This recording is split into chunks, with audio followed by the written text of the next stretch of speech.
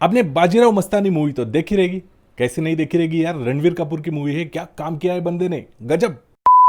धमका नहीं रही है, चेतावनी दे रही है। आपका एक गलत कदम और आपकी पूरी सल्तनत खत्म। कांटा छोटा हो तब भी चुभता है, काय मरता। वाह, राजा हो तो ऐसा। जिस किरदार को उस बंदे ने मूवी में दिखाया है वो है पहले पेशवा बाजीराव, स्वराज के पंत प्रधान, छत्रपति शाहू महाराज जी के सेवक, स्वराज के रक्षक।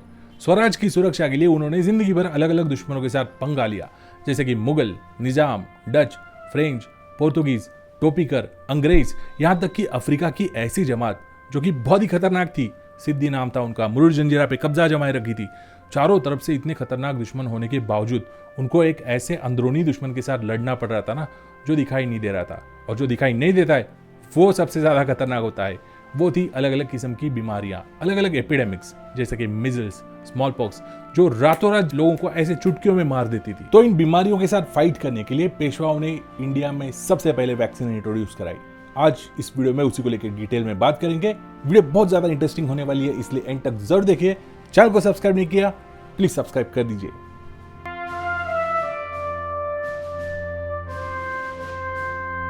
उस वक्त अगर कोई इंफेक्शियस बीमारी एपिडेमिक का रूप धारण कर लेती ना, तो उससे रोकना यार ऑलमोस्ट नेक्स्ट टू इम्पॉसिबल हुआ करता था, क्योंकि साइंस अंडर डेवलप था। मॉडर्न मेडिकल साइंस तो ना के बराबर था। अच्छे मेडिसिन, एडवांस डायग्नोस्टिक्स, यहां तक कि माइक्रोस्कोप तक अवेलेबल नहीं था। तो ऐसे में क्या चल रहा है, एपिडेमिक हो रहा है, लोग मर क्यों रहे, किसी को कुछ समझ में नहीं आ रहा था। पहले पेशवे बाजीराव जी की अपन बात कर रहे थे ना, तो उनकी मौत, जिस बंदे ने पूरे देश पे हुकूमत की ना यार, ऐसे लड़वैये इंसान की मौत हुई महज 40 साल की उम्र में एक अननोन इन्फेक्शियस फीवर के वजह से। ये कोई जस्टिफाइड मौत नहीं रही किसी राजा के लिए। राजा की मौत कैसे मैदानी जंग में होनी चाहिए, वैसे उनकी मौत नहीं हुई, जो कि बहुत ही दुख की बात है। काश मॉडर्न मेडिकल साइंस होता तो आज बात कुछ और होती थी। तो बीमारी तो फैली है, कोई ठोस इलाज तो मौजूद नहीं है, कोई तो इलाज करना चाहिए ना। तो ऐसे में लोग ये समझा करते थे कि यार देवी का प्रकोप हुआ है या कोई भूत बाधा हुई है, तो ऐसे में देवियों को प्रसन्न करने के लिए उनकी पूजा की जाती थी। शीतला देवी, चौला देवी, ऐसे अलग अलग देवियों की पूजा आज भी अगर आप पुणे आओगे ना, तो इन देवियों के मंदिर जगह जगह पे पाओगे। एक शीतला माता का मंदिर तो मेरे घर से 2 किलोमीटर की दूरी पे ही है। तो क्या करें, मतलब अगर कोई इलाज मौजूद नहीं है तो अल्टीमेटली इंसान भगवान को ही याद करता है। खैर, ये तो कोई फाइनल इलाज नहीं था। दूसरी तरफ दुनिया की किसी और कोने में, यूरोप में समवेयर, एक इंसान ऐसे ही एपिडेमिक्स पे इलाज ढूंढने में लगा था। एडवर्ड जेनर नाम था उसका। उस बंदे ने अपने डे टू डे लाइफ में 2 चीजें नोटिस की। एक तो कि जो औरतें गाय और बैलों का दूध निकालती है ना, बैल का दूध कौन निकालता है यार, कुछ भी तो जो औरतें गाय और भैंस का दूध निकालती है ना, उनके हाथों में एक अजीब से एलर्जिक बॉइल्स आते थे, किसी वायरल इन्फेक्शन की तरह। और उसने सेकंड बात एक और नोटिस की थी कि जिन लेडीज को ऐसे हाथों पे बॉइल्स आ रहे हैं ना, उनको लाइफ में कभी भी स्मॉल पॉक्स का इन्फेक्शन नहीं हो रहा है। इट मीन्स समथिंग, कुछ तो ऐसा चीज है इस बॉइल में जो कि उन औरतों को कहीं ना कहीं स्मॉल पॉक्स से प्रोटेक्शन प्रोवाइड कर रहा है। बंदे ने अपना दिमाग लगाया, उन बॉइल्स में से लिक्विड आइसोलेट करना शुरू किया और उन लिक्विड को ही डोसेस में कन्वर्ट करके एज अ वैक्सीन लोगों को इंट्रोड्यूस करना शुरू कर दिया। मतलब ये रही दुनिया की सबसे पहली ऑफिशियल स्मॉल पॉक्स वैक्सीन। किसी भी किस्म की वैक्सीन का जन्म यहां से ही होता है। वैक्सीन इस वर्ड का जन्म ही यहां से होता है। एडवर्ड जेनर का ये तरीका काम करने लगा था। यूरोप में से स्मॉल पॉक्स की पैंडेमिक ऑलमोस्ट खत्म सी हो गई थी, और जैसे ही ये न्यूज इंडिया के इंग्लिश सरकार तक पहुंच गई, तब उस वक्त इंडिया के बॉम्बे सिटी के गवर्नर, जो कि एक अंग्रेज ऑफिसर थे, डंकन, उन्होंने इस वैक्सीन के कुछ डोसेस इंडिया इंपोर्ट कराए। वैक्सीन की पहली बैच का डोज इटली की राजधानी रोम से वाया बगदाद इंडिया के बॉम्बे सिटी तक पहुंच गया।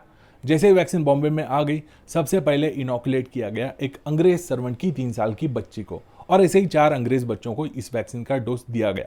बाद में उनको अंडर ऑब्जर्वेशन रखा गया। देखा गया कि उनके बॉडी पे बॉइल्स तो क्रिएट हो रहे हैं, लेकिन बीमारी जैसा दिख रहा है, बट बीमारी तो है नहीं। बच्चे ज्यादा बीमार नहीं पड़ रहे। इट मीन समवेयर ये चीज काम कर रही है। फिर उन सभी बच्चों के बॉइल्स में से पस निकाला गया। उस पस से वैक्सीन बनाई गई और इंडिया के अलग अलग सिटीज में इन वैक्सीन के डोसेस को सेंड किया गया। दिल्ली, कलकत्ता, मद्रास, यहां तक कि पुणे तक में ये वैक्सीन भेजी गई। पर ये सारी वैक्सीन खराब हो गई, क्योंकि किसी को पता ही नहीं था कि वैक्सीन को स्टोर कैसे करना चाहिए, उसे प्रिजर्व कैसे करना चाहिए। उसके लिए जो साइंटिफिक नॉलेज होना चाहिए था ना, वो किसी भी अंग्रेज ऑफिसर के पास नहीं था। सभी के लिए ये चीज बिल्कुल नहीं थी। इसीलिए सारी चीजें लाइनअप करने में 3-4 साल लग गए, और ये कारनामा कर दिखाया एक ऐसे ही पुणे रेसिडेंसी के इंग्लिश सर्जन जिनका नाम है कोटस। उन्होंने सारा ज्ञान प्राप्त कर लिया, समझ लिया वैक्सीन क्या होती है और अकॉर्डिंगली वैक्सीन के डोसेस बनाना शुरू कर दिए। उस वक्त पुणे के प्रशासक थे दूसरे पेशवे बाजीराव, जो कि पहले पेशवे बाजीराव के पोते थे। तो जैसे ये बात उनको पता चली कि यार स्मॉल पॉक्स पे कुछ ना कुछ इलाज निकल के आया है और ये डॉक्टर कोटस जो भी है उन्होंने इनको आमंत्रण दिया कि हमारे यहाँ आओ, हमें दिखाओ ये आपने क्या बनाया है। और अकॉर्डिंगली 22 दिसंबर 1806 को दूसरे पेशवे बाजीराव जी की पत्नी वाराणसी बाई इनको वैक्सीन का सबसे पहला डोज दिया गया। उस वक्त उनकी उम्र थी महज 7 साल। वैक्सीन देने के बाद उनके बॉडी पे छोटे छोटे बॉयल्स क्रिएट हुए और ये कंक्लूड किया गया कि यस, ये वैक्सीन काम कर गई है, इनको प्रोटेक्शन मिल चुका है। ये रही इंडिया की सबसे पहली ऑफिशियल वैक्सीन। इस काम के लिए डॉक्टर कोटस को पेशवे बाजीराव ने 2000 रुपये फीस के तौर पर दिए। उस वक्त के 2000 मतलब आज के कितने करोड़ हुए।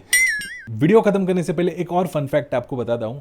जो वैक्सीन एडवर्ड जेनर ने बनाई थी ना, उसे वैक्सीन बोला जाता है, वैक्सीनेशन प्रोसेस बोला जाता है, क्योंकि उस बंदे ने काउपॉक्स के वायरस को आइसोलेट करके उससे स्मॉल पॉक्स की वैक्सीन बनाई थी। यानी कि काउपॉक्स का जो वायरस है वो बिल्कुल स्मॉल पॉक्स के वायरस के बराबर ही होता है दिखने में, बट उसका इफेक्ट स्मॉल पॉक्स से थोड़ा सा माइल्डर होता है, बॉडी पे वो सॉफ्ट काम करती है। स्मॉल पॉक्स का वायरस बॉडी के लिए बहुत हार्ड होता है, तो इसीलिए वो एथिकली वैक्सीनेशन है।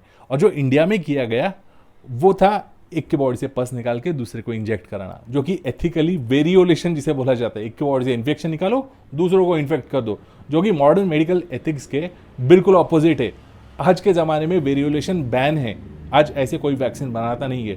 आज एकदम साइंटिफिक तरीके से एथिकली सेफ्टी और एफिकेसी का डेटा एनालिसिस करने के बाद एक वैक्सीन बनती है। वीडियो में से कोई भी जानकारी अगर आपको अच्छी लगी हो, मजा आया हो, तो ऐसे ही इंटरेस्टिंग वीडियोस के लिए चैनल को सब्सक्राइब नहीं किया तो प्लीज सब्सक्राइब कर दीजिए। वीडियो अच्छा लगा तो प्लीज आपके सोशल मीडिया हैंडल्स पे भी वीडियो को शेयर कर दीजिए। मिलते हैं आपसे नेक्स्ट ऐसे इंटरेस्टिंग वीडियो में। टिल देन बाय बाय और हाई फाई।